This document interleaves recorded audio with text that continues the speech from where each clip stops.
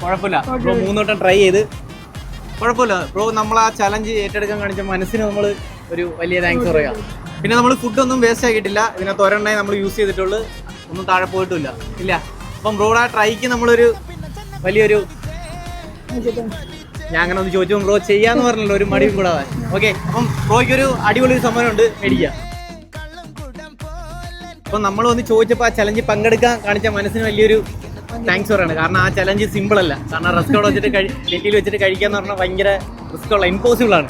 അപ്പോൾ ബ്രോ ആ ചെയ്തതിന് ഒന്നുകൂടെ നമ്മൾ താങ്ക്സ് പറയാണ്. അപ്പം എലൈറ്റ് ഫുഡ്സ് നൽകുന്ന അടിപൊളി ഒരു ഗിഫ്റ്റ് നമ്പർ. ഓക്കെ